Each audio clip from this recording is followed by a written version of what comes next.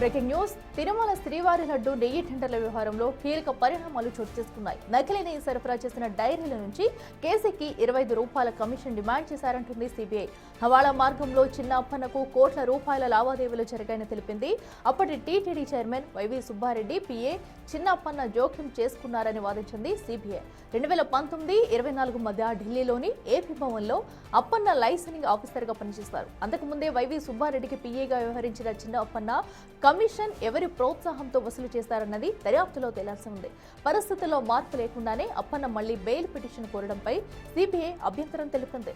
Appanna bail petition ను కొట్టేయాలని CBI హైకోర్టును కోరింది. అప్పన్న తరపు న్యాయవాదులు మాత్రం అతను 85 రోజులుగా జైలులో ఉన్నాడని, అందుకనే బెయిల్ మంజూరు చేయాలంటూ వాదించారు. వాదనలు ముగిసిన తర్వాత తీర్పు రిజర్వ్ చేసింది ధర్మాసనం. అరటికి మరింత సమాచారం మా ప్రతినిధి దామోదర్ అందిస్తారు. దామోదర్, చెప్పండి. నెయ్యి టెండర్ల విషయంలో కూడా అటు అప్పన్నకైతే బెయిల్ మంజూరు చేయలేమంటూ కూడా అటు కోర్టు చెప్పినట్టు తెలుస్తుంది. సో ఇప్పటికీ ఈ కేసులో ఎలాంటి విషయాలు బయటకు వచ్చాయి?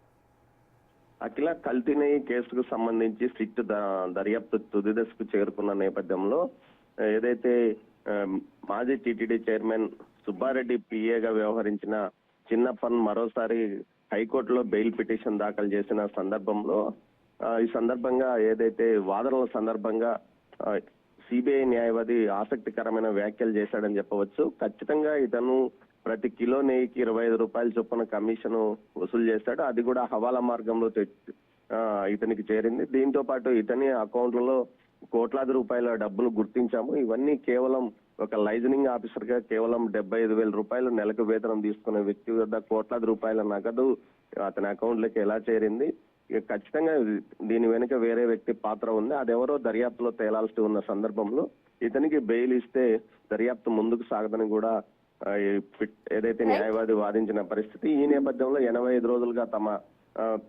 క్లయింట్ పోలీసు ఏదైతే జైల్లో ఉన్నాడో అతన్ని వెంటనే విడుదల చేయాలంటూ కూడా చిన్నప్పని న్యాయవాది వాదించారు. అయితే ఈ కేసుకు సంబంధించి పూర్తి స్థాయిలో దర్యాప్తు చివరి దశకు చేరుకుందని, త్వరలో రెండో దశ ఛార్జ్షీట్ కూడా నెల్లూరు ఏసీబీ కోర్టులో దాఖలు చేయడానికి సిట్ సిద్ధమవుతుంది. ఇందులో భాగంగా ఇప్పటికే ఈ కేసుకు సంబంధించి సిట్ దర్యాప్తులో సుప్రీంకోర్టు నియమించిన కమిటీ మొత్తం తిరుపతిలో సమావేశమైంది. వారం రోజుల క్రితం పూర్తి స్థాయిలో సమావేశమైన తర్వాత ఛార్జ్షీట్ కూడా ఓకే చెప్పిన నేపథ్యంలో ఈ నెల చివరాఖరగానే రేపు నెల మొదటి వారంలో కూడా తుది ఛార్జ్షీట్ దాఖలు చేసే అవకాశం ఉందని తెలుస్తుంది. ఈ నేపథ్యంలో చిన్నప్పటికి బెయిల్కి ఎట్టి పరిస్థితుల్లోనూ